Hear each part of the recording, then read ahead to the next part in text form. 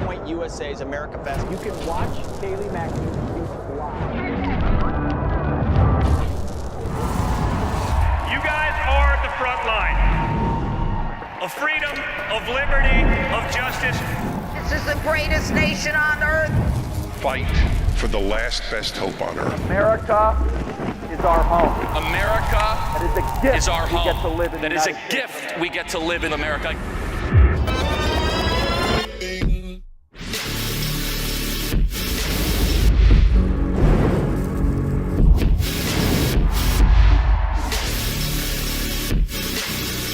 That's the only thing we're here for, is to save America.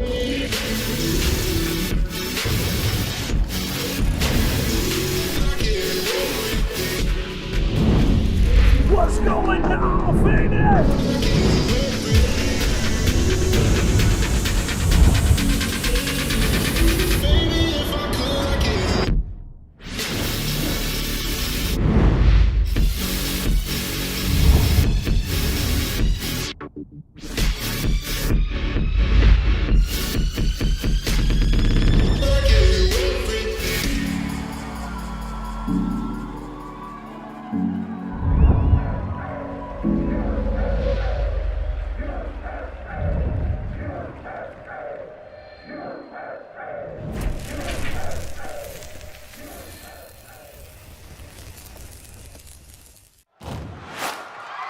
Calling all based patriots, meme lords, and cute conservatives, Student Action Summit is happening 2022, Tampa, Florida, July 22nd through the 24th. You don't want to miss it. You'll make lifelong friends, you'll probably meet your soulmate, and you'll be able to network with the biggest names in the conservative movement. Sign up now at tpusa.com.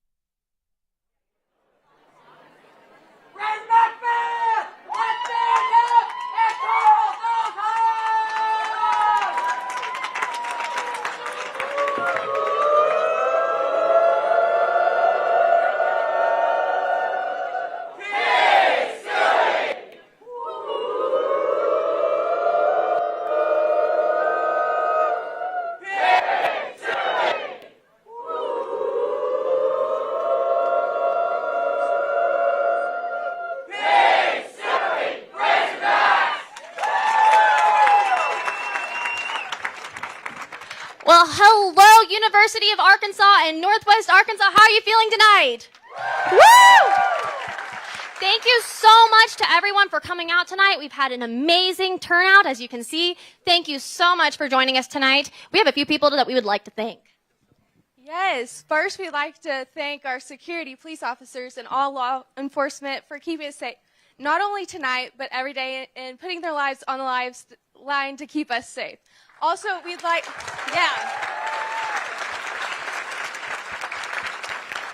Next, we'd like to thank the TPUSA staff. They have helped us so much in getting our chapter going and growing and continually growing and getting all students involved. They've been so helpful and supportive, literally, like, the whole time we've been a chapter. And then lastly, we'd like to thank TPUSA, Turning Point USA, for making this event happen, because we couldn't have done it without them.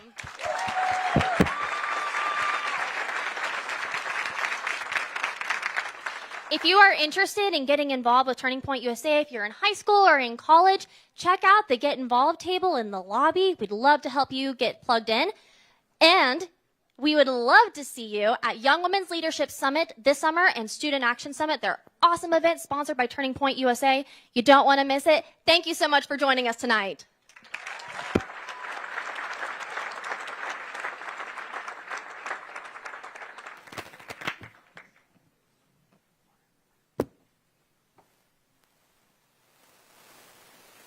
It is government's role to protect our rights against tyranny. Government does not give you rights. Government is not going to tell you how many people you get to have over for Thanksgiving or Christmas. They work for us. The United States Constitution starts with we the people. They work for us, everybody. Now, welcoming to the stage, Charlie Kirk.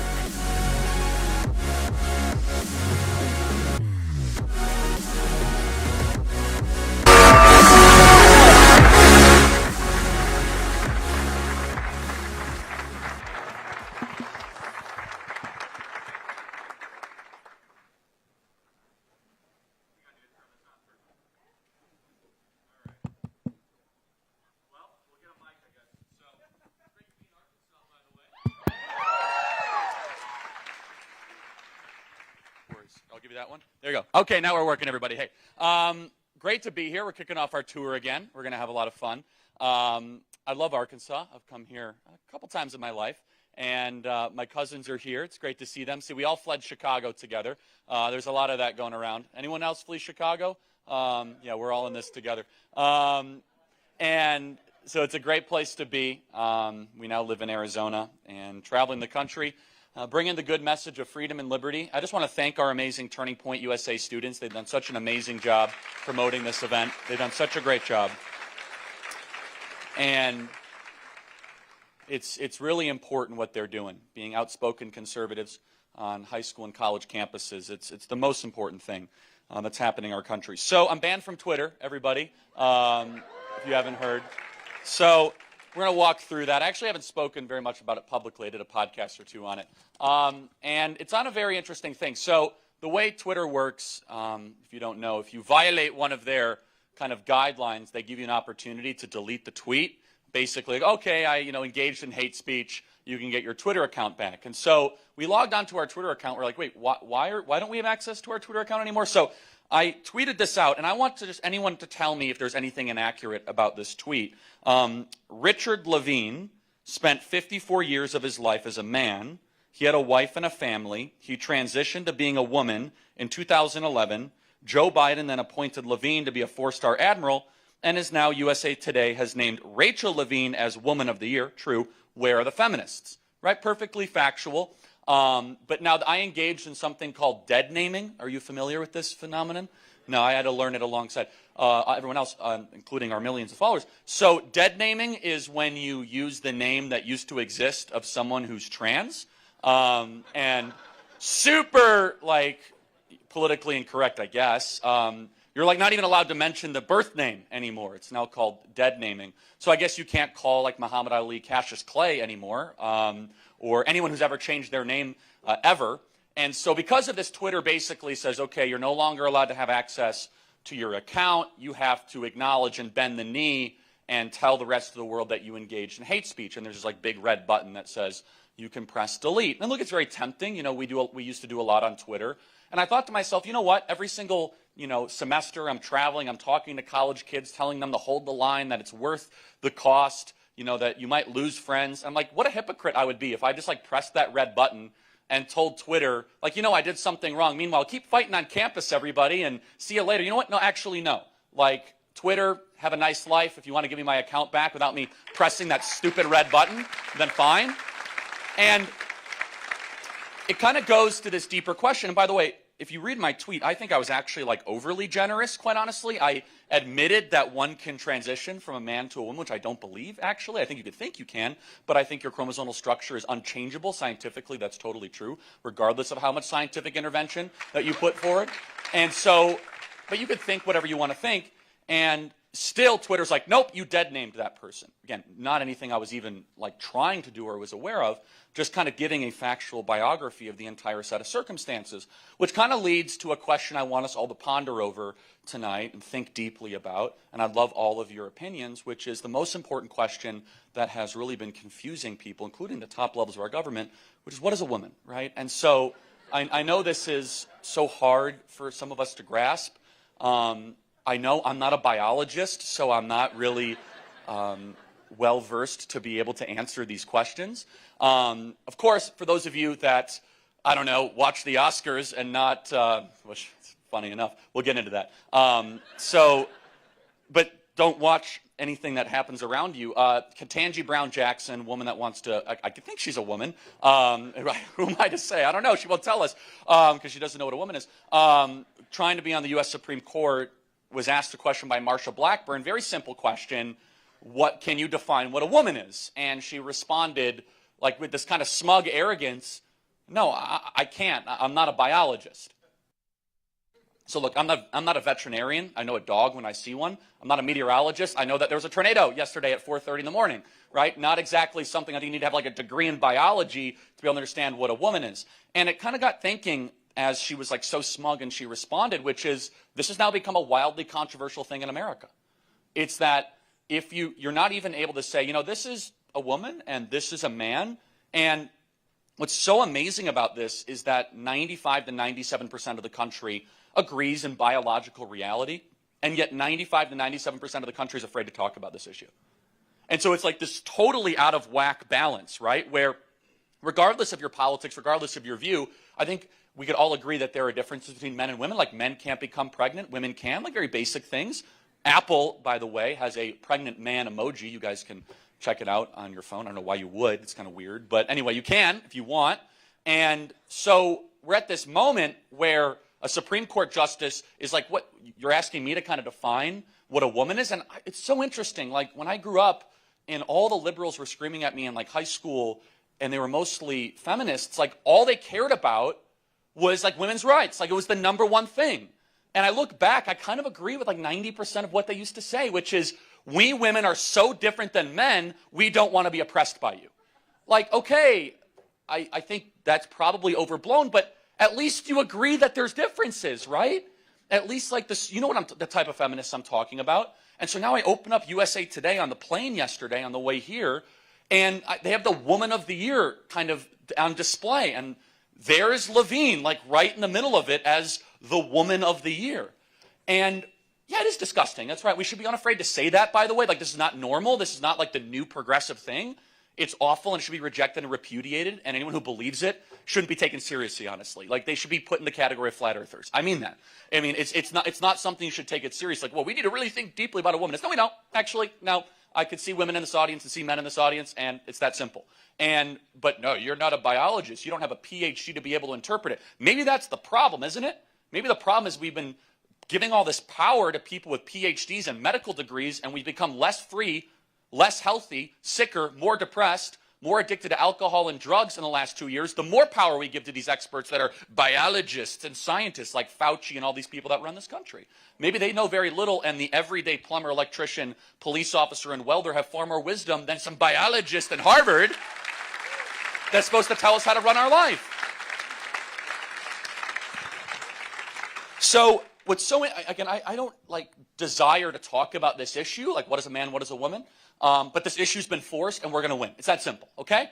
And it's kind of one of the most important things. You can't get this right, you're probably not going to be able to, decide whether or not you should have border security or how you should educate your kids or whether you should have kids. You probably got to get the fundamental, building blocks of society right.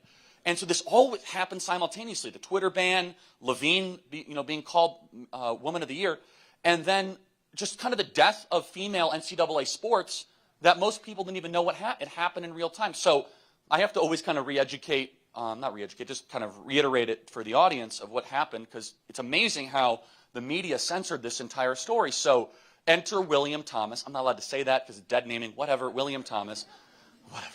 All these rules. That's how you know you're living in tyranny, by the way. When you can't remember the rules you have to live under. I can't even remember them all. Oh, I'm not allowed to say that. Are we streaming on YouTube? I can't even remember all of it. It's like, well, I might get streamed. I don't know. We'll have fun. Maybe I'll lose my Twitter and YouTube in a week. I think we are streaming right now, so whatever. Actually, it's not against YouTube's rules to dead name. Anyway, whatever. So, can't remember all of them. I can't get it straight. So, William Thomas, okay, seems like a nice enough person, was the 462nd best swimmer at University of Pennsylvania in the country, was a man, born a man, XY chromosomes, was trying to compete in swimming, wasn't really getting anywhere. One day, Thomas wakes up and changes the name to Leah Thomas and decides that want to keep swimming. So goes from the 462nd best swimmer to the best swimmer, almost overnight. And this happened really slowly, by the way. This wasn't like an overnight thing. If you were watching this carefully like we were covering this for like a year and a half. They were like, hey, this is going to be a problem. Like, hey, this is going to be a problem. And they're like, oh, no, it's not like they're not going to let Thomas, compete at the top level of the championship. And there you go. At the NCAA championship in Atlanta 2 weeks ago, Thomas was competing and won the NCAA championship as a biological man.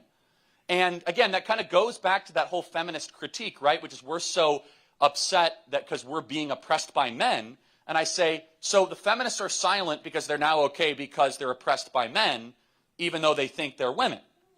It's like, isn't that against the entire argument that I was told my entire life? So now we have conservatives trying to stand up for women because the feminists no longer think that women are necessary to be defended. It's like, if you're confused, good, because I think it's part of the point, quite honestly. I can't keep the rules straight, like who's on what team, like I'm sure there's some feminists that are pretty upset about this, but they're being drowned out and they're not being taken seriously. And by the way, I'm not necessarily against like first wave feminism or parts of second wave feminism, which is like we have biological differences, we might have different needs and wants and concerns. Like I think that's all really healthy stuff. I don't think we should reject that. Or I think it goes way too far, and we saw this in the Kavanaugh hearing is where it gets into the hatred of men, which is a whole separate conversation. But it's amazing to see the American left in the last couple of years. You saw it in the Kavanaugh hearings, right? So Kavanaugh, you had this incredibly enthusiastic, like quasi-militant base of a major political party that was like, okay, this guy drank beer when he was 16 years old, and he might be a gang rapist. And like it was like crazy, right? No substantial evidence at all behind it. They almost derailed the entire confirmation of Brett Kavanaugh. And then a couple of years later, they put up their own nominee who's like, yeah, I don't know what a woman is. And it's like, that's a huge change, by the way, in just a short period of time. And I just want to kind of take pause. I think we have to kind of take a cultural timeout as a country, by the way, and say, how did that happen so quickly? Like, how did we go from, like, unquestionably protecting women's sports to now having men winning NCAA championships? And I have a couple theories behind this, and I think it's a little bit contrarian, which you can agree or disagree with, which is I blame men for a lot of it, to be perfectly honest. Where were the fathers that allowed this Thomas character to go abuse their daughters when they were, and yes, that is abuse, by the way, 100%. It's not abuse in the physical setting, but you're using your higher levels of testosterone, your increased bone density to be able to win. That's cheating. We don't like cheating. And it's all about stuff. I want a medal. It's about my truth. Actually, it's not about your truth. It's not. Like, and by the way, here's the easiest choice. People say, Charlie, what's your solution? It's very simple. Like, you could go transition. Just compete with the chromosomal structure you were born with. Go continue to be the 462nd best swimmer against men. You can go wear a bonnet. You could do whatever you want. But we're not going to allow you to go compete against other women. We'll go respect your transition. You could take the drugs. You could do the whole thing. Compete against the chromosomes you were born with. No, but instead you could leapfrog from 462nd to the first, and it is cheating. And it's cutting in line. We don't like cheaters as society. In fact, any 3 or 4-year-old, kind of into their own intuition will say that's not fair, and it isn't fair. And so it really is something worth pondering, which is how do we allow this to happen? And I'll just kind of complete the point, is that, men in a lot of different ways are supposed to be the ones that pick the tough fights to defend people that can't defend themselves. I know that's super politically incorrect to say, but it's true, okay? Is that men go to war to go do things that you don't want to always see happen so you could remain free. That's the way things have worked for thousands of years. And so when there is an issue that arises, and I was watching these videos of the NCAA championship, and they showed the fathers, and they're wearing like 4 masks, and like they're like hunched over, and like they don't know. I'm like, that's why this is happening. It's like the rise of the beta male. That's exactly why this has happened. And it's not it's like, you should laugh at it because it's, intended to be somewhat of a joke, but it's actually not a joke because it's these like upper middle class Northeastern corridor fathers that always thought that, like, I'm going to raise my daughter to feel like she's going to be boss babe, she can rule the world, she can do whatever she wants to do, she can have it all, right? Like, that's kind of like the Northeast. You're like born in Boston, you grow up in the Philadelphia corridor, like that's what you tell your daughter. Like, you could seize dragons, you could do it all, like, don't get married immediately, men are just going to bring you down. And then, like, next thing you know, at the NCAA championship, a man is beating them, and the man is like, well, I don't know what to do. I mean, I'm not going to, like, stand up for my daughter. And it really does beg the question, which is, where is society going to draw the line? We don't know the question. We don't know the answer to that question yet. We certainly don't draw the line on bathrooms, right? Most states across the country, you can just waltz into whatever bathroom you want. I don't think Arkansas has passed that. I hope not. You have? You've passed it in law? Well, I don't know. Well, oh, in Target only? Yeah, okay. Has Walmart passed that yet? Oh, no? Okay, good. Yeah, that's good. So, look, this is something I want to just kind of encourage you. If you feel like you're afraid to talk about these topics and that you're really intimidated because it comes too academic, that is a propaganda technique. Okay? So there's this effort that's been launched in the country to use an argument from authority. We all know argument from authority, right? It's a logical fallacy. Like, I have a doctorate in a certain field, therefore I'm able to comment on things that you aren't able to comment on. And of course we know that's not true. That's not a way to argue. You just can't say, I have a bunch of degrees, therefore the laws of physics don't actually apply. Like, you have to prove it. You have to make an argument behind it. And so, but they want you to be intimidated, and they're really good at it, by the way. They're phenomenal at actually making you feel intimidated and afraid. And you know, the alphabet mafia, as I call them, the people that kind of run this entire cartel, they're nasty. I get it. Like, they will fire you from your job if you dare speak out against this, right? And what's so amazing, anyone in sororities, by the way, it's kind of a big thing in the South, sororities, anyone? Sororities or fraternities? Yes, good amount of people. I don't know around here, but in other states, it's like the sororities are afraid to talk and speak out on the very issues that are pretty fundamental to, like, the chartering documents of what a sorority and fraternity is. It's like men, women, they're like, well, I don't know, we might want to not, you know, upset the apple cart on this. And it's so interesting. It's like when you want to all of a sudden, like, put your fist up to say that America's a super racist country, it's like everyone's willing to break glass, right? Like, I'll go get arrested, I'll go protest till 2 a.m., like, whatever it takes to go prove America's not racist, like, I'm going to go march in the streets, black square on Instagram, everybody, and then get me the one with the mask and the vaccine, and then the Ukraine one, and whatever's next, I'm in line for it. Whatever it is, I'm already in support of the next hysteria. Okay, like, whatever, sure.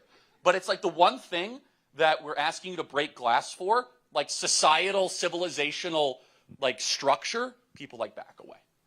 And it really goes to show the power of the cultural machine. And that's part of why we're here tonight, by the way.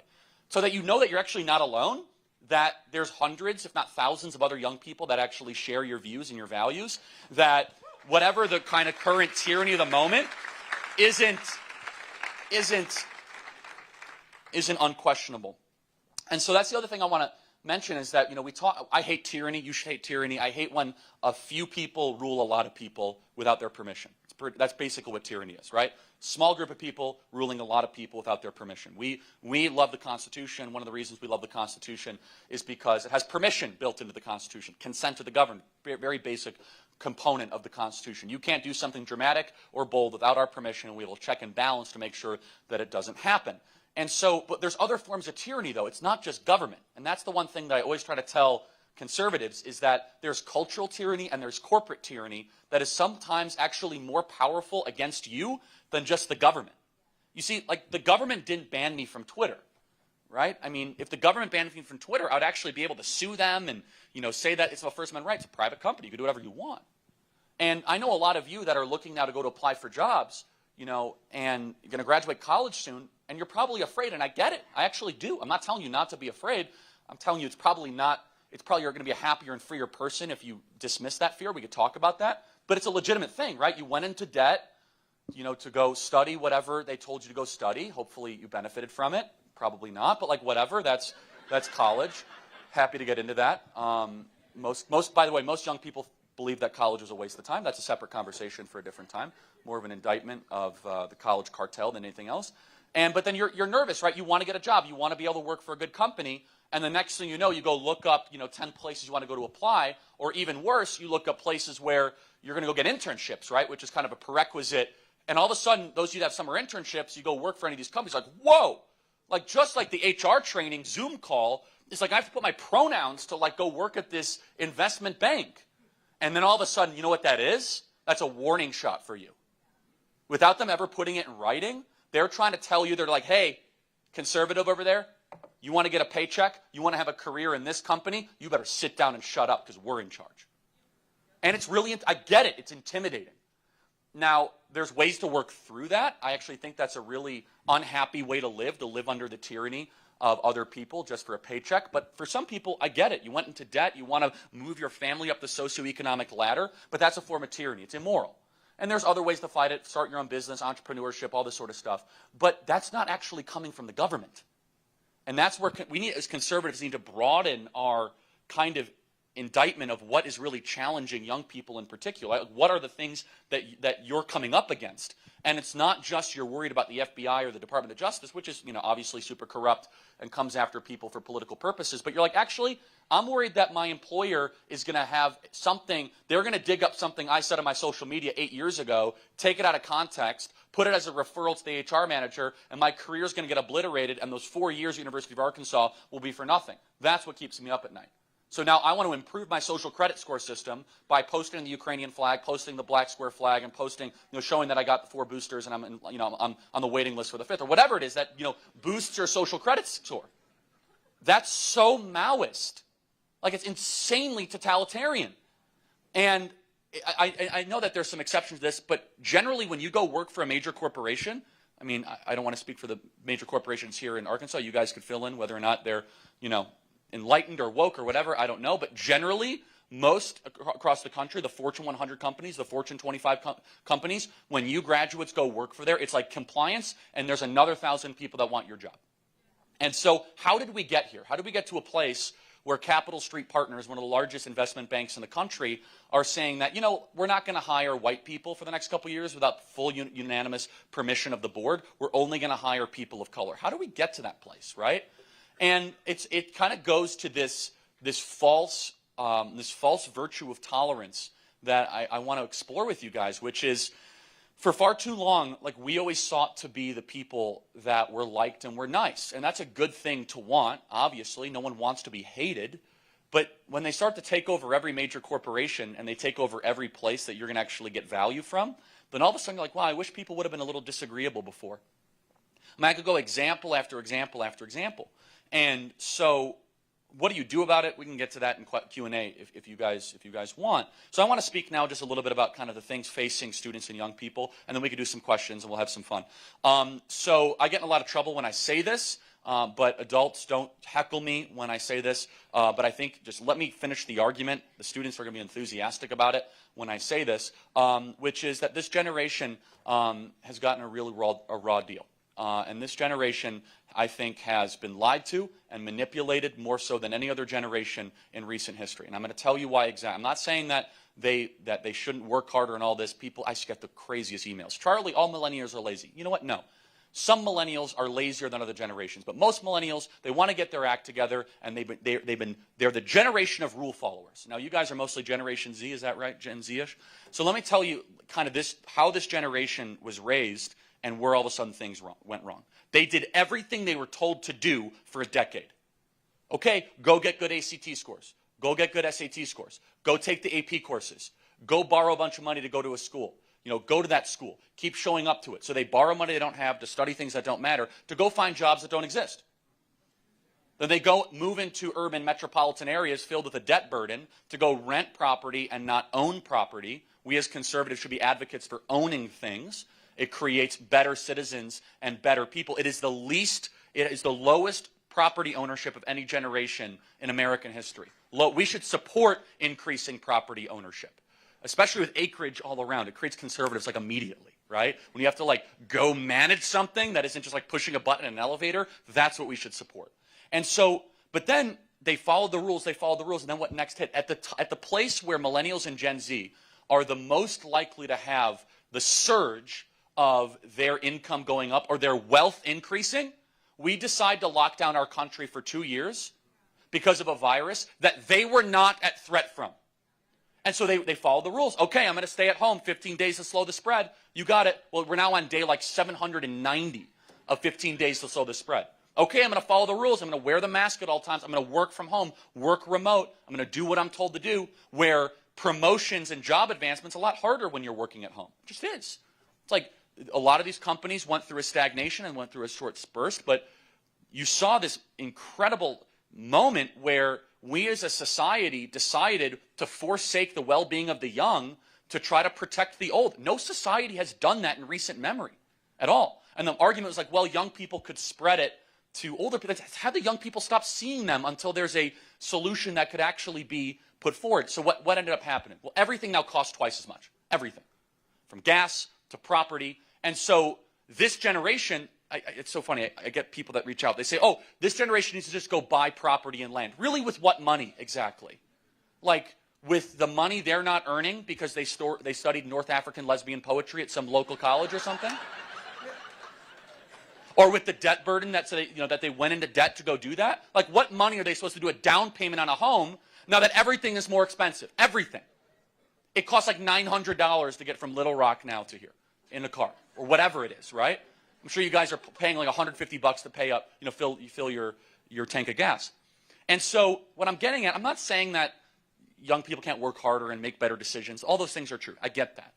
But the three things that create good citizens, and I would say conservative citizens, are happening at the lowest rates ever in the country's history. Three things, okay?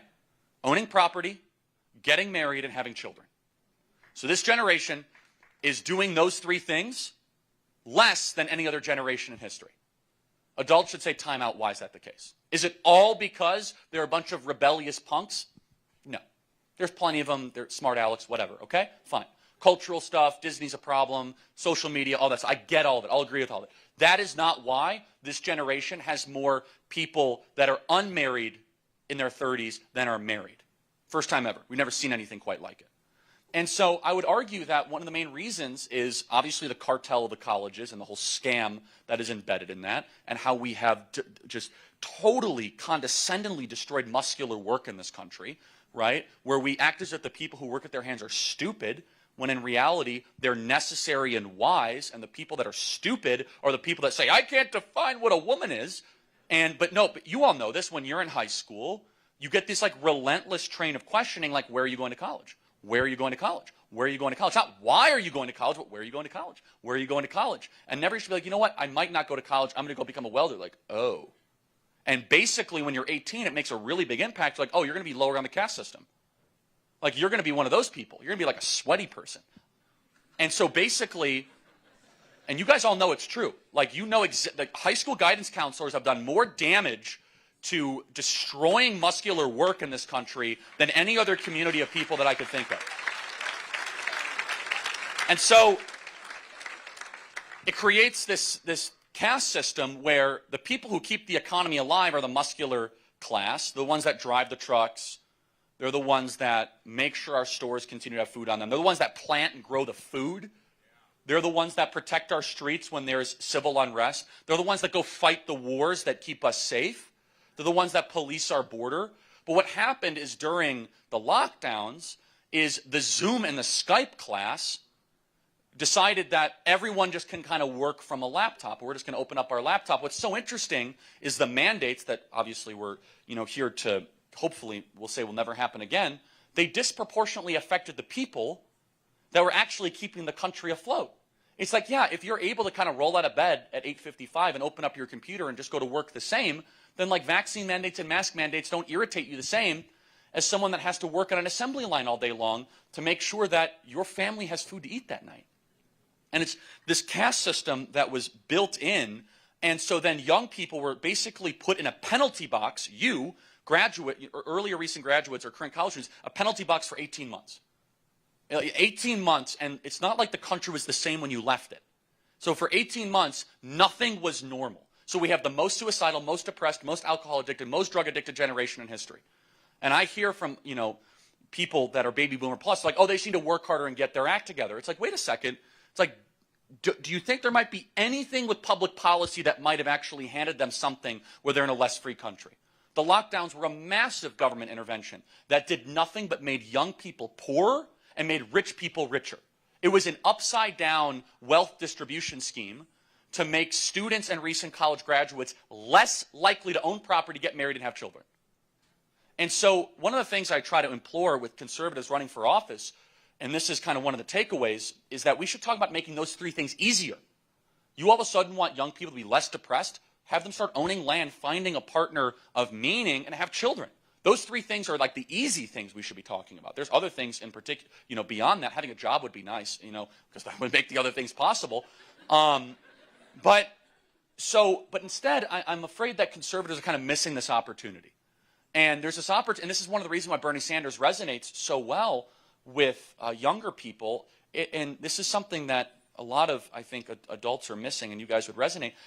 It's not just that students want free stuff. There's plenty of people that do. But instead, they look at Bernie Sanders and they say, I actually look at him and he's going to give me freedom. I know this is going to sound silly, but it's like he's going to forgive my student loans because I was lied to and I went to college and I know that it was wrong for me. And he's going to wipe that out because when I was 18, when I was most vulnerable, I was told I had to go to some stupid school to go get a degree when in reality it wasn't necessary. And Bernie Sanders is going to wipe me clean of that debt. It's like he's going to break my shackles. Now, of course, that is not, the argument that I would make, but that is the way that a lot of people process it. So what do you do about it? Well, if we do nothing, and I'm not saying I have all the answers, let me tell you what's going to happen if we do nothing, okay? You're going to get some really radical politicians that are going to take advantage of this. I'm talking about really radical. That'll make AOC look like a moderate. No, think about it. You have a generation that doesn't own anything, that isn't married to people and has no kids. You're talking about like a combustible engine that's waiting to take off for a legitimate socialist revolution in this country. Where you have two people that own more than 40% of the bottom quadrant, people are like, how do we stop socialism? Get young people to start owning stuff quickly, like now. They better be bought into this society like quickly. The clock is ticking. Because the longer that window goes, a generation of renters, a generation of just people staring at their screens all day long, there will be a moment where the left actually has someone that is somewhat articulate and not totally insane, and they put them up, and it's like, you know what? I think it's time for a year of Jubilee, which was a commandment, by the way, in the Old Testament. I think we need to take all the money from the billionaires and give it back to young people who are locked down, who are more suicidal, more alcohol addicted, more drug addicted. That's going to be a hard argument for me to kind of refute. I don't believe it. I think it's bad for society. Mass wealth confiscation is immoral, but that tsunami will be really hard to stop.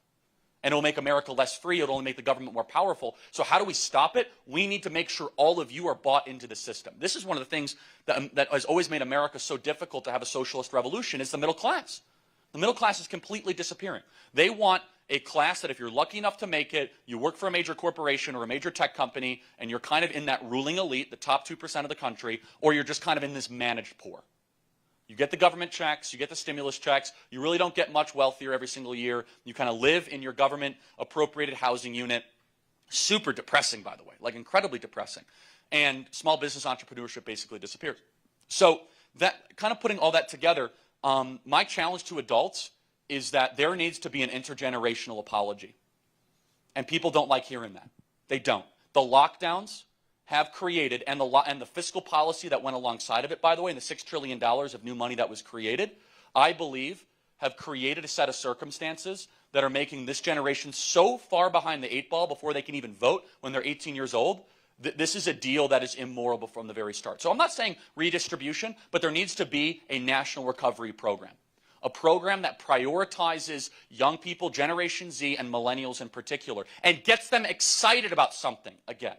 Not just this kind of constant gloom of like wokeism and am I like violating the tenets of white fragility or whatever it is that people talk about nowadays. It's super depressing, but it's like, you know what, actually, this is an amazing country, and you should believe in it again. And I want you to believe in it. And so you want to create conservatives, create people that own stuff, that are married, and that have lots of children. That will get the liberalism out of it like immediately, and will make your country much more recognizable. Okay, so what do I want to talk about here? Okay, so Yeah, let me just kind of mention this, which is if you're confused about what's happening in the country, it's intentional. I mentioned this. Confusion and chaos always end in a tyrant. So they're creating confusion because then it's easier to consolidate power. This is exactly what happened in the French Revolution. Robespierre, you guys can study it closely. Napoleon took advantage of it. People desire a strong man when things start to fall apart. So they want you to be confused about gender norms. They want you to be confused about historical norms. They want you to be confused about the country in general because they're going to use it as a means to the end to try to get towards some sort of authoritarianism and tyranny. This is exactly why these kind of seemingly silly kind of culture war disputes are super important. They're not silly, right?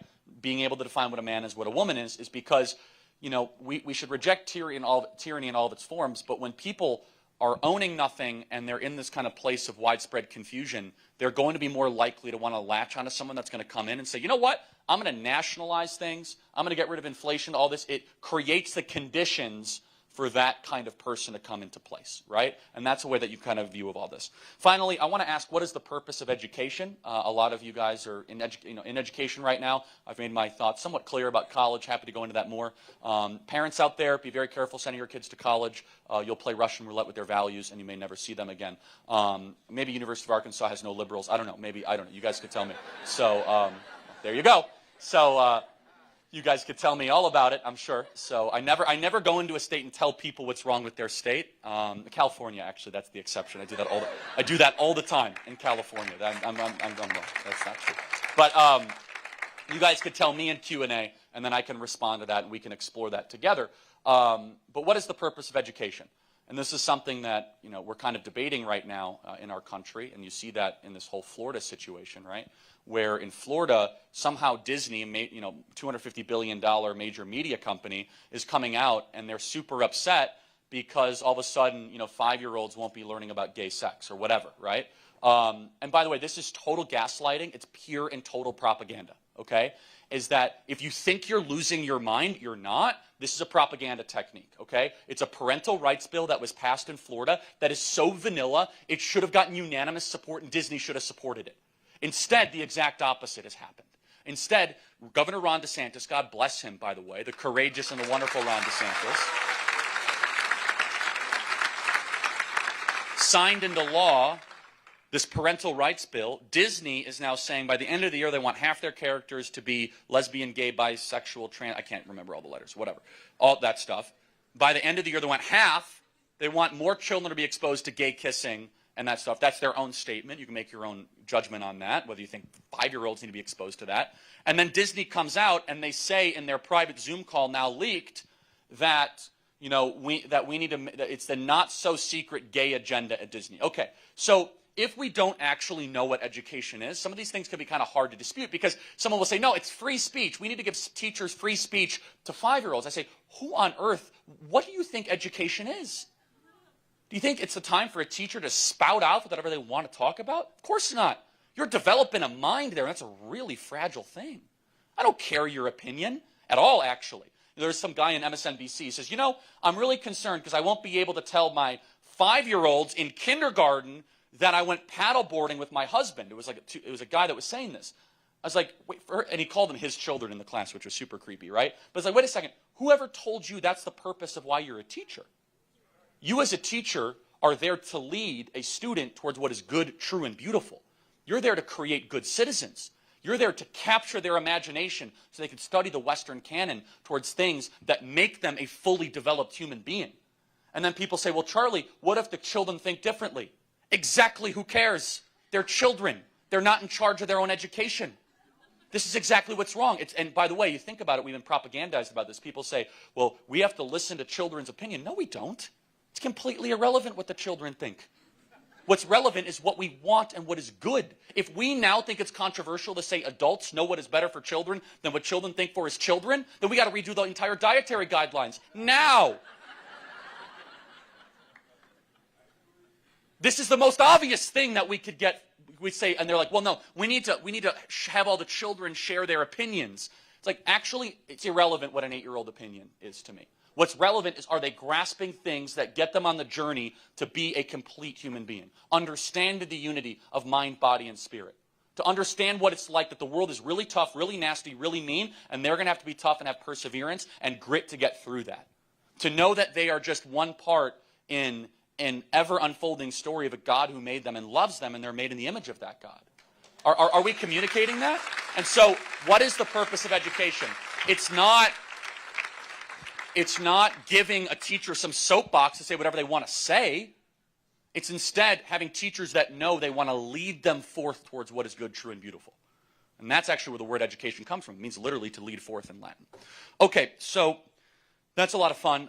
Let's do some questions. I just want to say this in closing of this part of the remarks. I just want to encourage all of you right now that might feel as if you're living under some form of tyranny right now. Okay? It's normal. It's okay. But it is never the wrong thing to push back against tyranny. It might not be comfortable. It might not be easy, but you will be rewarded long term, especially if you do that at a young age. The younger you get used to that, the freer and happier your life will be. So what is the definition of tyranny? Do you have to watch your language, your word choice, your association, your social media comments, always as if someone is watching, and if you say something wrong, your life will be derailed? If the answer to that question is yes, you are not free. So do something about it. And that's what our Turning Point USA kids are doing every single day. They're making the decision like, hey, there's going to be a cost to this. I don't care. I'm going to live in a place of personal freedom.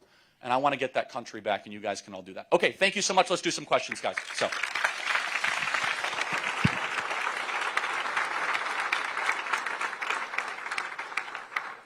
Okay.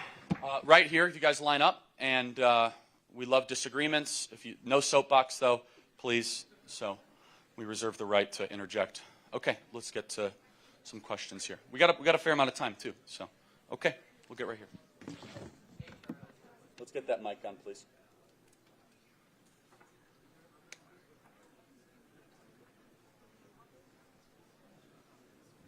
Is the mic on?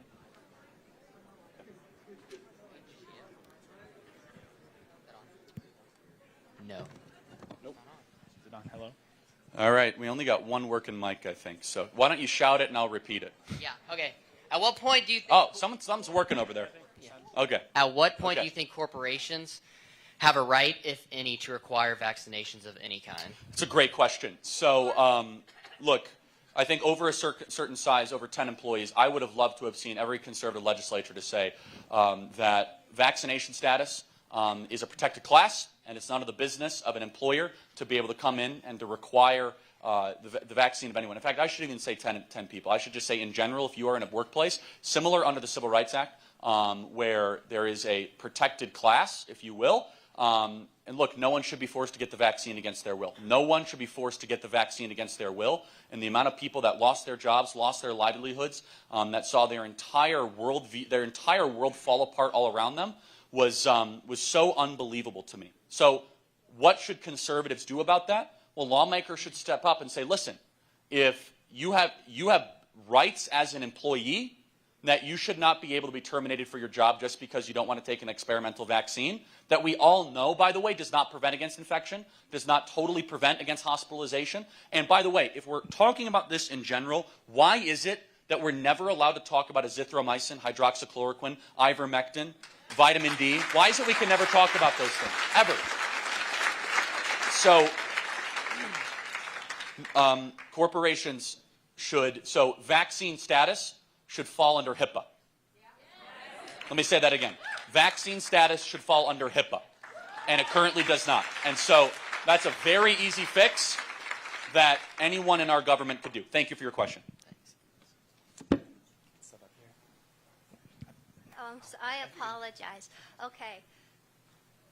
Hello. Yeah, right here. In regards to, you're talking a lot about the caste system and the difference between how there's a wider gap between the lower class and the higher class and how the middle class is disappearing. You mentioned a lot of that as an issue, but you didn't really provide much of a solution to that issue. You just kind of stated that it's an issue, and then you kind of continued onwards. And in regards to that, you did bring up how Bernie Sanders, you said, takes advantage of that fact. Well, and then you said that, so in regards to that,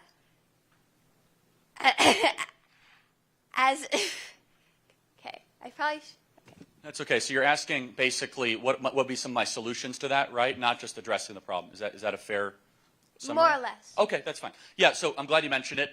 Didn't have as much time to dive into it as I would like. So first, and this will be the generic answer, and then I'll get into the non-generic answer, okay? The first and foremost is, and this is idealistic and unlikely to happen, is that the federal government has to get off the backs of entrepreneurs, stop creating money out of thin air, which is hyperinflating our currency and destroying the wealth of regular everyday people, right? Now, I say that's the generic answer because that's the answer you'll get from almost anyone on the center right, but it's totally true. Totally true. Inflation is a thief. It is a thief. Inflation makes you poorer, and inflation is directly correlated thanks to the $6 trillion additionally that we created out of thin air in the last 18 months. Period. End of story. Even the San Francisco Federal Reserve, who's basically incentivized not to say that, has come out and said that. So let me tell you something, though, that will be a little bit contrarian, which is that I believe that conservatives should entertain certain policy portfolios where there are tax packages, tax incentives for people that have children. The number one reason why people do not have children in this country is economic. And that's wrong. If it's too expensive to have kids, we should say that matters more than just tax cuts. Right? So we need to have a hierarchy of needs, wants, and concerns, right? So when the birth rate plummets by 600,000 babies last year, like, whoa, that's not good for society. That creates really kind of nihilistic people. Now, I'm not saying free handouts or free money or any of that, but I think if you're a working family and that you're paying your taxes and you're doing things the right way, of course, government will screw this up, so it sounds too idealistic, but maybe there might be a way to get this done. It's an interesting conversation if we could pull it off, right?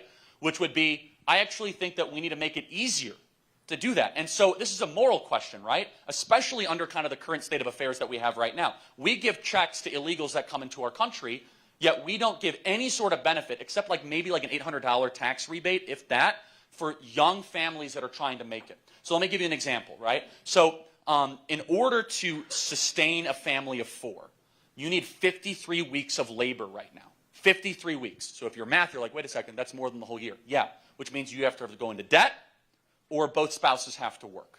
In 1985, it was 36 weeks of labor, which means that the breadwinner could maybe work 42 and take off 10, whatever that might be, right? And so what's happened is now, because of inflation, because of the hyper-corporatization of our country, because we don't make stuff in our country anymore, because we've destroyed the backbone of the blue-collar base in our country, and we made this big bargain. Now, I'm going to do something you're not allowed to do. You guys ready? I am going to criticize the biggest employer in the state. You're not allowed to do that, right? And so, but let's be honest. Walmart is largely to blame for the deindustrialization of the core of this country, okay? Now, I'm not saying everyone who works for Walmart's a bad person or that they've never done anything right, whatever, okay? But let's be honest, is that they were front and center of all the trade deals of saying, we're going to send stuff over there, bring it back cheaper, and bring it and sell it back to the communities. Bad deal. Now, it could be okay in some nuanced way, maybe, but when you all of a sudden lose 11 million manufacturing jobs and you have the hollowing out, you're like, wow, we no longer have jobs, no longer have the tax basis, the men no longer, are really have direction in the community, and what do we get in return? Cheap plastic from Wuhan and opioids. That's a bad deal. And I don't care if it increases the stock price of a favorable company in this area. We should say morally, I'm not okay with that. The obligation of the people of our country are to their citizens first and foremost, not corporate profits. And so that's a lot I touched on, but this is one of the things that really bothers me, and kind of just dealing with the current state of affairs. I actually think everything I just talked about is agreed upon by 85 to 90% of the country. I really do. Instead, I find that we can't find agreement because of other issues that pop up that I think the media focuses on that we're not going to back down on. But look, yes, I think that there needs to be entertaining, new, and exciting ideas that will put our citizens first and understand that this generation needs right now some form of new energy. Because the trajectory right now is this generation will go down as the lost generation, the depressed generation, and that can quickly be turned into. Just study history, study the Weimar Republic, how quickly those types of generations can embrace really bad ideas. If their money is worth nothing and they own nothing and they're not married, that is the perfect prerequisite for a super revolution. I don't want to live through that. You guys don't either. Thank you for your question. I appreciate that. Thank you.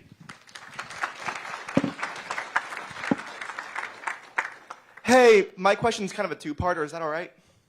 Make it quick. Okay, so first off, if you had to choose between Doc or whatever outside and Sarah Huckabee Sanders, who would you choose for Arkansas? So, so we're a 501c3, so I'll answer your question, but I'm going to say it personally, if that's okay. Yes. So I've known Sarah for a very long time. 100% Sarah Huckabee Sanders, not even close. So to answer your question, but that's on me personally, so don't hold the organization accountable for that. So. And also, I told my mom I was coming. Is there a way I can get a selfie? You asked so politely, so yes. Okay. All right.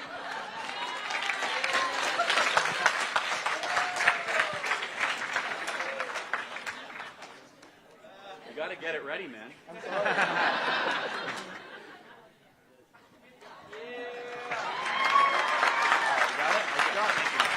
All right, next question. And by the way, if you have a disagreement, you're welcome to come to the line and we can chat.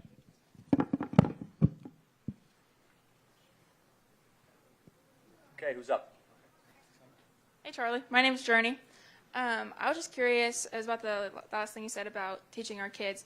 What would you say to those who say that what's teaching our kids that's true and beautiful and right is teaching our kids about sexuality and that kind of stuff? So, okay, so they would say that what is, so that like teaching kids about like, gay issues, or is that? Yeah, like teaching them about gay sex is true and beautiful and what they should be learning. Okay, so happy to go into a whole classical education course on why that isn't the case. Look, let me make this more broad, and you guys can fill this in yourself. What is good, what is true, what is beautiful? The founders knew it, and they put it very specifically in the Declaration of Independence. This is the universal statement, then I'll get to the more specific one. The laws of nature, and nature is God. Right? The laws that put our entire universe in motion. Not just the laws of physics, but also the laws of ethics, right? The laws of how human beings should operate. More specifically, what is good and true and beautiful? The teachings of the Bible. And we should be unafraid to say that out loud, right? And so, and so some people, let's make this more universal, right? I know this is a kind of more Christian audience, but let's try to make this even more universal. Let's just make it abstract where it says a transcendent higher power. Absent a belief in a transcendent higher power, it could be the Buddhist God or the Hindu God or the Christian God, whatever. Obviously, I'm a Christian, I'm unapologetic about it. Let's just say an unchanging standard. If you remove that, then right and wrong is merely an opinion. And we could have that back and forth all day long, but if you just deduct it back down to no God, no higher purpose, it really is like, I think you're right, I think you're wrong. You need something unchanging, you need something unmovable as the standard, whatever that standard might be. And this is the problem that humanists and atheists will always run into. They're like, well, we just kind of know murder is wrong because it's just wrong. It's like, really, according to who? What is wrong? Where do you get that from? And they'll say eventually, well, it's because there's a standard above. Oh, okay, so you're elevating something. So you do believe in a hierarchy. You do believe in something. So this is, I'm summarizing it the best I can in 90 seconds or less, but this is tough work, and we need to get our kids learning this from a young age. And by the way, they used to get this reinforced by watching movies and film. So they used to like live in a culture that actually elevated these beautiful stories. And now it's the opposite, right?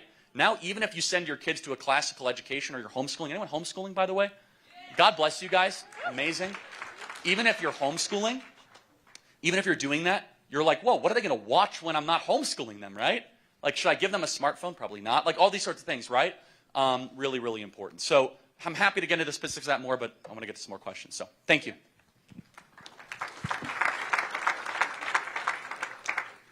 Hello. What would you say to feminists, specifically those I think you would consider biological women who are in support of trans women being able to access historically women's spaces like female bathrooms and being able to participate in women's sports?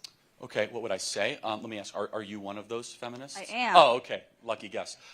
So, yeah, what is a woman? Somebody who identifies as a woman. So can I become a woman? Do you have gender dysphoria? Thankfully, no. Then no. Oh, but, so only if you have gender dysphoria, you can identify as a woman? It's a medical condition. It's a medical condition. So anyone at any time can become a woman?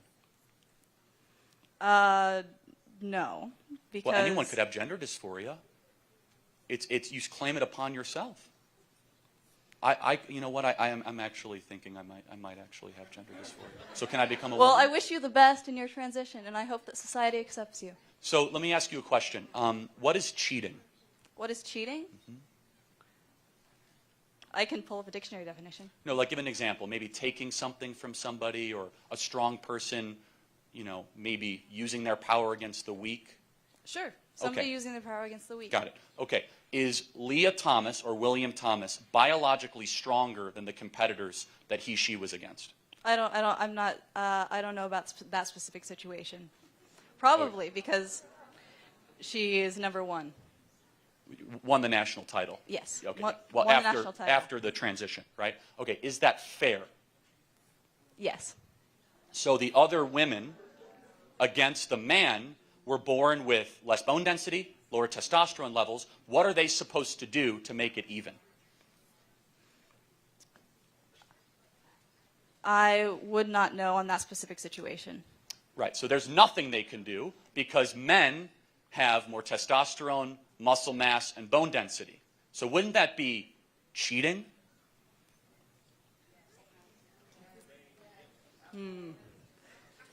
I feel like I'm being pulled into a trap, and I'm going to step away. Well, no, it's not a trap. No, it's not. I mean, just one sec. It's a very simple moral question, right? So if someone is stronger and was born that way, is able to compete against people that are not as strong because they're born that way, wouldn't that be the textbook definition of cheating?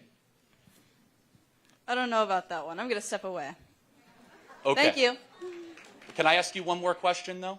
Yes. Okay. So you're a feminist, and you say anyone who has gender dysphoria can transition to become a woman at any time. That's your position? Sure. Okay. Do you think chromosomes have anything to do with determining what a female is? Yes. Okay. So then where does the gender dysphoria come into place? I think that sex and gender are different things. Right. But then what is a woman?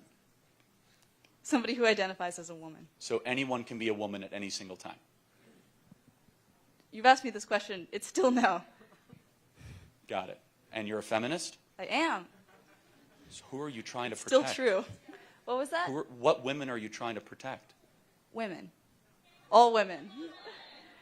That you regardless can't define. of whether or not they've transitioned.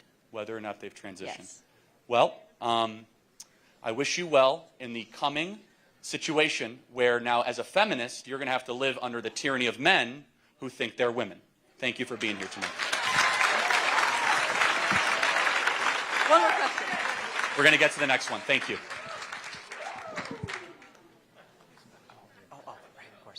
Hello. I'd like to continue upon her question. So you put a lot of focus on Leah Thomas and that whole situation. However, what about all of the other trans athletes that don't make it to the top? Because I unfortunately don't have a list of every trans athlete known to man. I didn't fully prepare, but what about all of the, because Leah Thomas is one case out of many. So what about the other trans athletes that have transitioned and do participate in sports but don't make it to the top and are middle of the pack? Well, they're still beating other women, aren't they? They're taking somebody's spot, right? Well, no. But they it's are not, women. Okay, they have so, transitioned. So let's ask a question. So thank you for being here and the courage for talking. First of course. all, what is a woman? Let's start there. Well, as she said, anyone who identifies as such, and traditionally it would be gender dysphoria. That is a legitimate medical condition. So if you have gender dysphoria, yes. Okay, so that's interesting. So that's your personal definition of what a woman is. Why should society adopt that definition, therefore disenfranchising chromosomal born women? Really, it's out of respect for those that have the condition.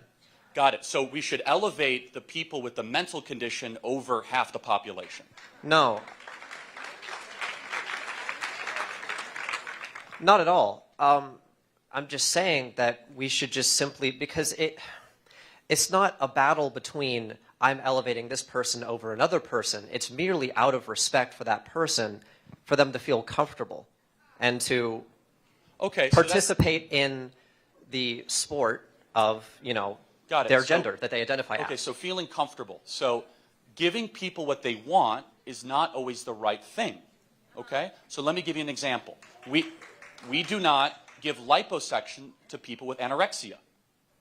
People with anorexia would want liposuction. It would kill them. We know better than that. So just giving people what they want is not always the right thing. So you say to make people comfortable. We could probably agree. I don't want people to be uncomfortable. But then you have the choice to make. What if all of a sudden you're making half the population uncomfortable and the sport itself is all of a sudden being destroyed and standards as we know it are completely destroyed? So let me ask you a question. If someone, and I don't want to assume your gender, you could tell me whatever it is dealing with that situation, why don't they continue to compete as that new gender with the people with their chromosomes that they share? Because they don't identify as such. And I actually, I'm really glad you brought up the example with the, I'm sorry, could I like steer the conversation back towards what you said about comfort? But let me ask you another question. So how people identify matters a lot to you, right? Yes, correct? Of course. Okay. So should we allow adults who identify as toddlers compete in preschool soccer? No. Why? They identify as a child. We want them to be comfortable. No, because that's not a legitimate mental. It absolutely is. No. That's a real thing.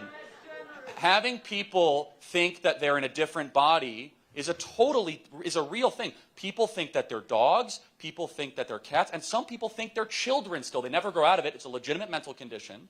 So shouldn't we accommodate fully grown 50-year-old men who want to play t-ball? Well, no, because they require a different treatment plan, and this is what I wanted to steer back to. Really?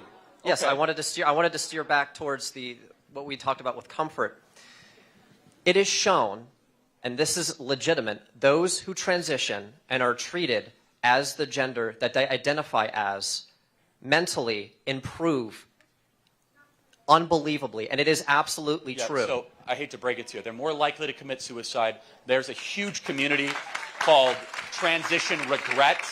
I encourage you to look at it. It has 27,000 members on Facebook of people who make the chemical castration decision to transition, and that's an irreversible decision. It's a growing group of people that say, I was sold a complete bill of goods here. And so, you know, that really is the question, which is, if it's irreversible, and you're citing some study that, honestly, the data shows exactly the opposite, is that they're more likely to commit suicide, more likely for self-harm, all these sorts of things. What is the proper way to treat it? As I said, the study has not been disproven. The reason that the suicide rate is so high is because they are bullied for who they are. I have seen it this is nonsense. In school, and this is a truth. And you know why I know it's nonsense? Because every single person in this room disagrees with you fundamentally and is treating you incredibly respectfully tonight. That is a pile of garbage. I know it's a pile of garbage. Of course. And so, instead, and I'll be honest, it's the people that are in those positions that end up becoming the bullies themselves, that kicked me off of Twitter. That's, and no offense, but kind of your team is the one that's super offended that I used a name that Levine used to have. Like, who's the bully in this situation? Well, it's disrespectful to do that because she identifies as a woman. And it is just disrespect. That is why I can't speak for everyone else. I can only speak for myself at the end of the day, right? And it's just disrespectful. And it is not right to call Leah Thomas her dead name out of respect for her. Levine or whatever. But let me zero in on this, right? So it's a birth name, whatever, you could call it a dead name. It's fine. But if I were to do a biography on Thomas and I would include that name, how is that disrespectful? Isn't that, let's take your argument at face value. Wouldn't that be a journey of transition, a courageous movement towards who you really are? Like an uplifting kind of sort of story and saga from the man I used to be and the woman I am now? How's that disrespectful? Oh, well, in that context, probably. So dead naming's now okay. I mean, maybe my tweet was all about the courageous journey of Ricardo Levine that once was named Richard and now name is Rachel. Do you see what's getting here is that you're putting a lot of preference on context and on how I identify and all of this. And your opinions, you can have your opinions. But what we're talking about tonight is how we structure society, right? And that is a totally different thing than your opinion. So when we start to structure society on a vast minority opinion, and we start to use power and force around that vast minority of an opinion, all of a sudden, the only way you can win that argument is the person who wins the oppression Olympics. Is the person who says, I'm the most victimized, therefore I get to create the rules because I'm not comfortable. And here's something that you might not want to hear, is that if you have liberty, by definition, you're not going to be comfortable. You cannot have liberty and comfort. You can't have them together. Instead, you know what? And I think deep down you have this in you. You can get stronger. And I want you to get stronger. Instead of you trying to remove everything that offends you in the world, I want you to dig deeper and be tougher than the people around you. That's what we believe. Final thought. Final thought. Yeah. Oh, final thought. Sorry. Trying to think of a final thought. At the end of the day, like, no hate towards you. I respect your opinion. Of course, like, I'm not here to, you know, cause a fight or an intense argument. I'm just saying I disagree. And there is no oppression Olympics. All that, you know, we want is simply just recognition and respect. That's really it. Well, look, truthfully. Here's the thing, is that that's what you want, and individually, I think I've given that to you, but here's where I draw the line. I'm not going to restructure society on something I know that's not true. I'm not going to turn my back on 50% of the population for something that's not true, and I'm certainly not going to call somebody a pronoun that I know that isn't true in front of me. So I believe your soul totally demands respect. Absolutely, 100%. But as soon as you then start to get into society and civilization and restructure everything around your feelings, then all of a sudden, it's whoever has the loudest voice and who's willing to use power. And that's where we as conservatives draw the line. I want to thank you for being here tonight, truly. Thank you. Thank you. Thank you for your time.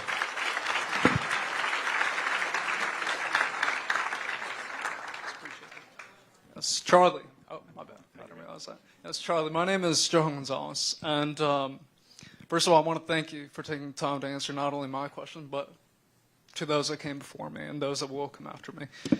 My question is very relevant to the previous questions I have been asked with respect It's a hot button topic. to what gender and sex is. You've placed an emphasis on the roles of men and women, so I must ask, what do you consider masculinity to be? Boy, how much time you got? The masculine characteristic inherently favors the unknown, single-minded, willing to challenge for the greater good. The masculine is the one that is less likely to nurture, but more likely to protect. The masculine is necessary, but without the feminine, you get an autocrat. A country best balanced is the best mixture of the feminine and the masculine. The feminine, you might ask, what is the feminine? More likely to listen. Never doubt a woman's intuition. I know when my wife says something, I listen very carefully. But if there's a bully, a tyrant, a problem, I don't expect her to go solve it. That's my job, and I'm going to do it. Men and women are made for each other. They need each other. Does that answer your question? Now, I ask this because I want to follow through with another point. Okay. In high school, I knew a man who took care of students who struggled, whether it be from broken homes, mental illness, or other issues. He spoke with us with an empathy, that was not given to many of us by others who were told to protect us and to give us the guidance that we needed, which in your case, when you speak of counselors, you'd be right. Now, that man has been an inspiring figure to me, and I call him a man because he's a transgender woman, okay, under your definition. So does that make him less of a man? Does the character he's displayed not only as a teacher, but as a veteran, well, look, does that reduce his masculinity? That's awfully hypothetical because I don't know this person, but you're kind of proving my point. You said that the trans person is really empathetic, therefore feminine. Not really, no. There's no correlation there. Empathetic is a Empathy feminine is not quality. a feminine trait. It No. absolutely is. Absolutely not. You no. get a group of men together. No. There is no difference. You don't know exactly. The football team is not Karen. Empathy is one of the most masculine traits imaginable. Okay, look, I mean, that's what brings about man, change. All right, okay, so you're wrong. So how am I wrong? Because you're pandering to a specific crowd? All of a sudden, my point isn't valid? Look, again, you're playing the machismo card. I'm not. Machismo, yes. Yeah. So because you're the one who's placed such a value on the role of men. You're the one. Let me finish who's the done point. this. Yeah, Go ahead, slow down. please. You're at like a 10. You got to be at like a 3, man. All right. Okay, There's one person getting upset here. Here, you get a bunch of men together, a hunting club, a football club, any sort of group of men, they're not sharing feelings, and they're not talking about like deep sort of thing. You know, you get women together, what do? Book club? Right? Not exactly like hunting and fishing. There's reasons for this. God designed us differently. You don't have to overthink it. Now, can certain men be more feminine than others? Of course. Can certain men have more of kind of an inclination towards empathy? Obviously. Do men have zero empathy? No. But there's a hardwiring. There's a circuitry. There's a DNA in us. And the Bible speaks to this. Experience speaks to this. And quite honestly, just look around. It speaks to you. There's different needs, wants, and interests all around you. So you asked a hypothetical question, but does it make the person less of a man, even though I'm not going to answer the hypothetical, but I will say this. The rejection of the patently obvious masculine and feminine traits that have built all of society and the humility it takes to say, I don't have patience as a man like women do. Guess what? Every man should have the courage to say that. I don't. I lose patience easily. I look at women, they have the patience to listen and all of this. That's not the way I'm wired. I want to go through walls. I want to take care of problems. Guess what? That's masculine energy. If it's not properly harnessed, you could invade Ukraine. Like, that's basically what ends up happening, right? And we see that on full display. So thank you for your question. I want to get to other questions here tonight. So thank you. Appreciate it. Hey, Charlie. I'm not going to ask you about gender. Okay. So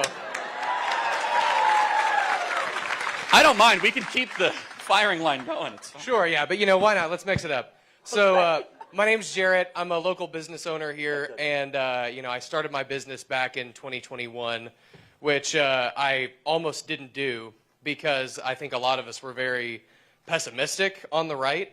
And you know, I love what you're doing, and I think that you're here, you're on the road 330 days a year because you believe that this country can be saved. I do. I think a lot of us have kind of just been through a lot of ups and downs since specifically the 2020 election. So my question for you is, specifically in that time period from the 2020 election until now, how would you describe the change in your optimism that we can still change this country, that we can save this country? Yeah, that's a great question. Thank you, by the way. I appreciate that.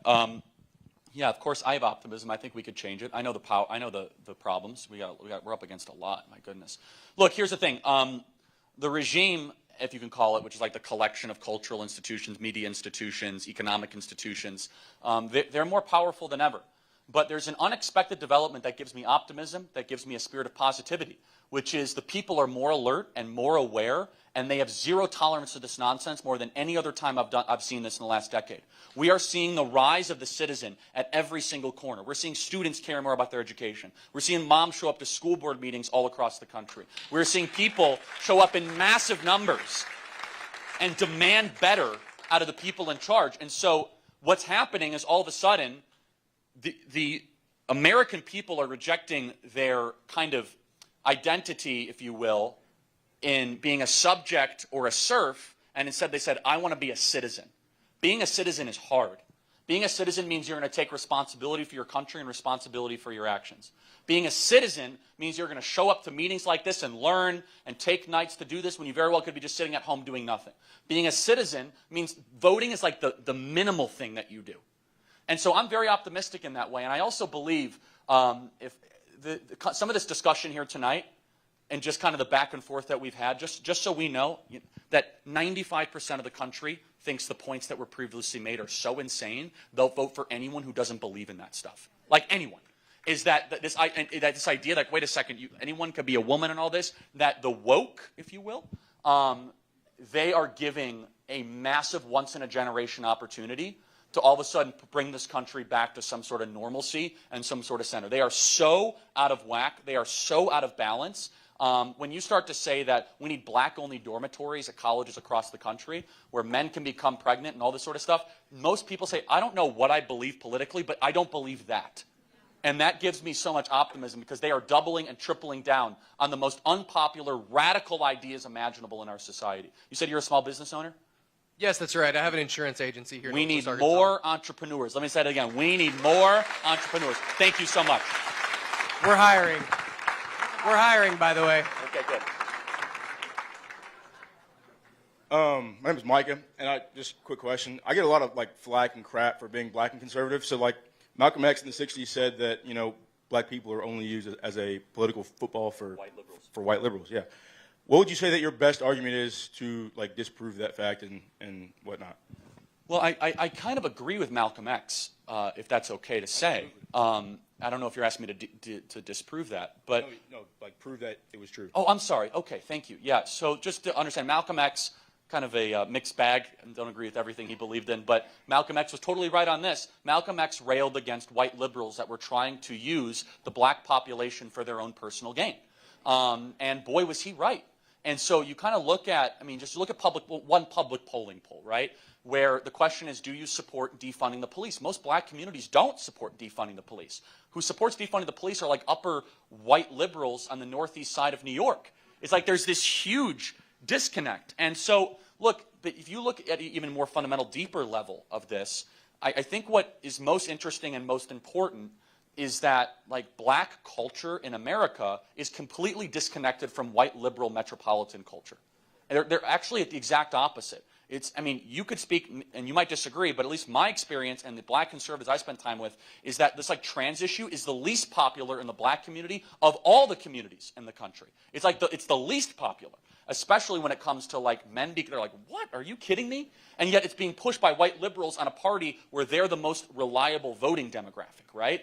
And so, look, put simply is that I believe that white liberals running the entire apparatus have taken for granted the average black voter. They think it's just already baked in. And at the very least, it's you have to compete for the vote, right? In black communities across the country, you have failing schools, rising crime, and deteriorating households, and the same political decisions keep on being made over and over again. So, yeah, I can help you unpack that further, I suppose, but it really kind of goes down to this, which is, what is the best for a human being regardless of color? The best for human beings is to be able to own property, get a fair education, have streets that aren't widespread with crime. These issues should not be controversial at all. It shouldn't be controversial to say that we want school choice, we want better schools, all these sorts of things. So happy to unpack that further. But let me just ask you a question. Being a black conservative, how does the black community treat you in that way? So my barber, I get my haircut in Fayetteville, and every time I sit down in the chair, he's asking me all kinds of questions, and he gives me all these stats, and I don't even know if any of them are actually true, but he says them confidently enough to where they might be true.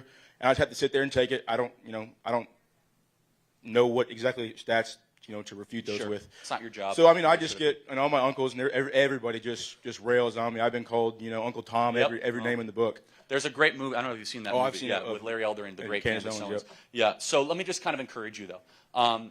You got to keep holding the line. You're not alone. There's a growing community of black conservatives across the country that are sick and tired of the one-stop shop monolithic thinking. The great Larry Elder, as I mentioned, Candace Owens, Brandon Tatum have been helping lead this charge. You are not alone. They want you to make you feel alone. And I just want to say we have your back 100%. So God bless you.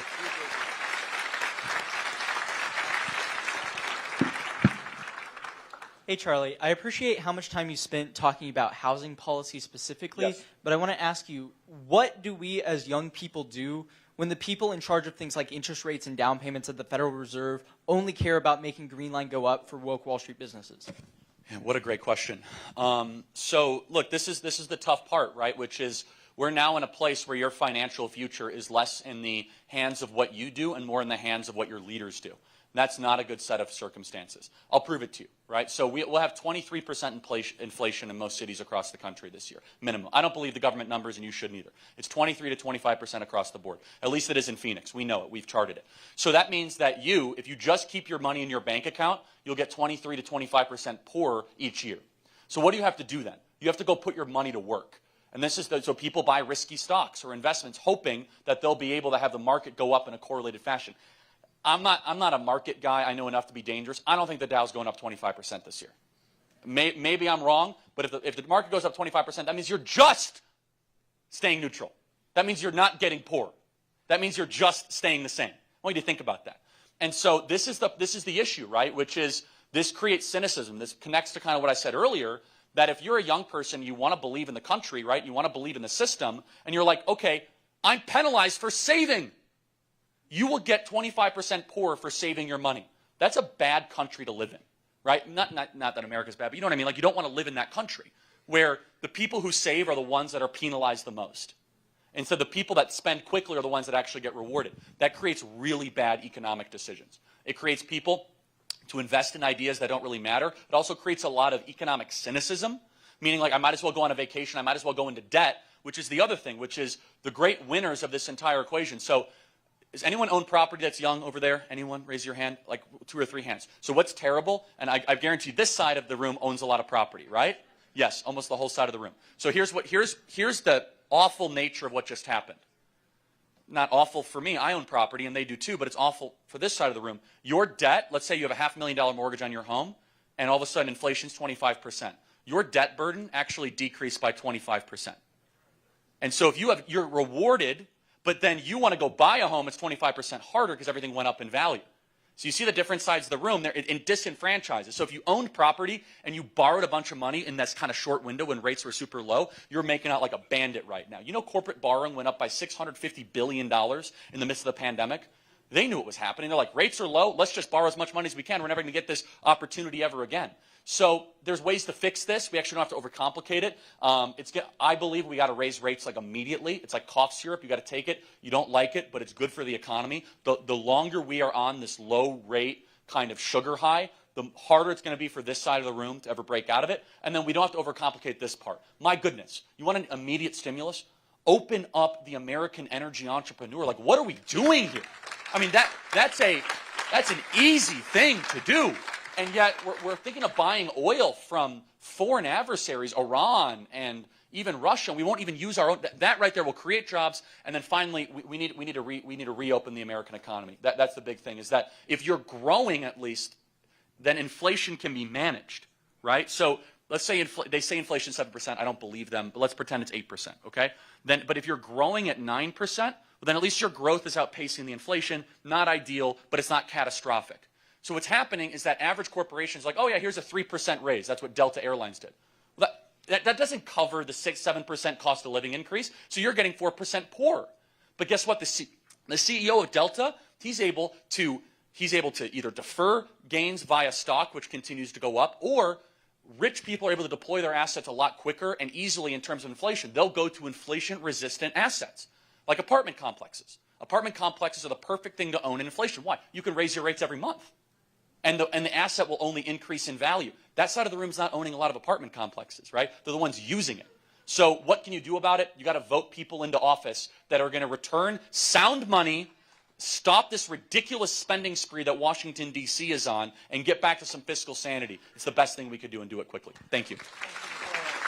Okay, I think we have time for 1 or 2 more, right? 2 more, okay. Hi, Charlie. Thank you very much for being here this evening. My question to you is, what exactly is your position on what happened in the 2020 election? Yep. Because I see this even among conservatives that I talk to daily. There's just mostly a bunch of blank looks, honestly. And, well, there's a lot of also different conservative speakers out there who will say, well, stuff happened in the media, which is true. Yep. Stuff happened on the ground, which is also true. But I see almost an unwillingness to think that I personally believe that stuff happened with the actual voting machines. I'm a data analytics minor. Mm-hmm.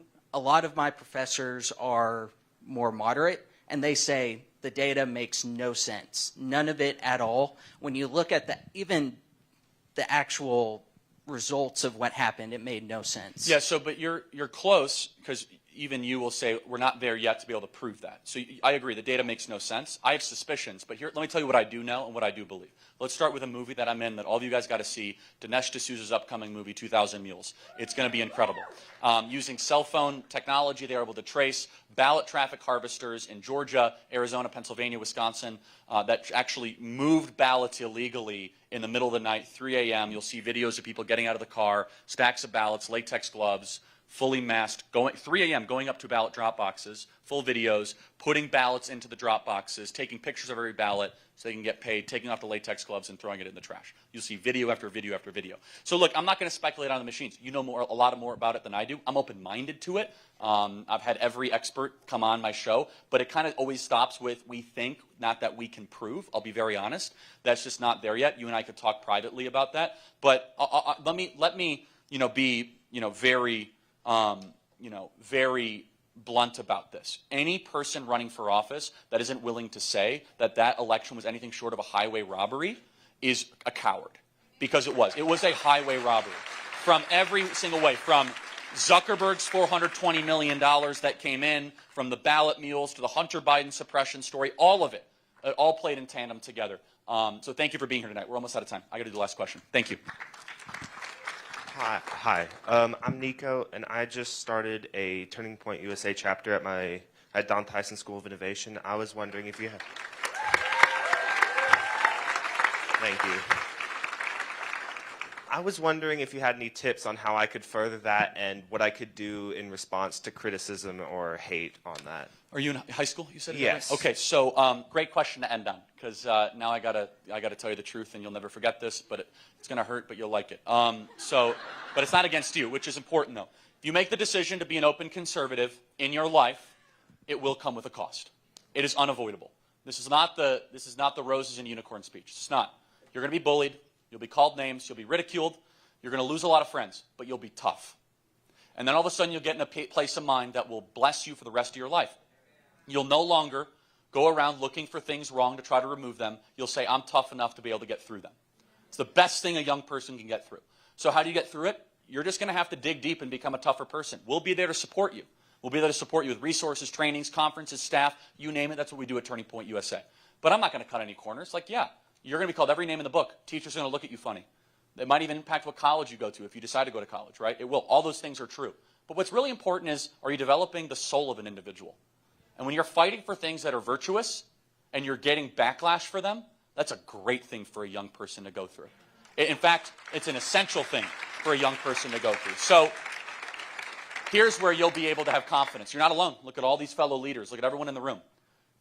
You're part of a movement. It's all across the country. You're fighting for things that are true and beautiful and that have been around and worked. You're fighting for the natural law. And it will make you be more charismatic, wiser, and a better person. But there'll be tough moments. There'll be friends you thought you knew from the very beginning, and they'll be like, really?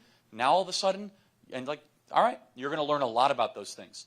But deep down, you're going to be blessed through that entire journey. That's exactly what we at Turning Point USA are here to help you with. So thank you. I appreciate that.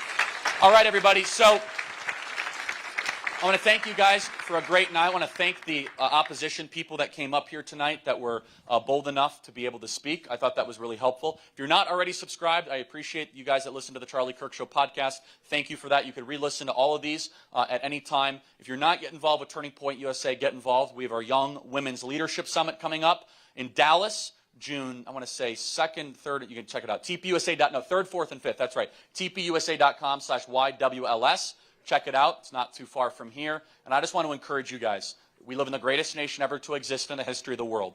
The people in charge are paranoid, and they are worried that normal, everyday people are rising up in record numbers to fight for liberty and to fight for freedom. The future of America and your own future is in our hands. And so let's do something about it, and let's create a country that is worth living in, that is free and prosperous. God bless you guys. Thank you so much.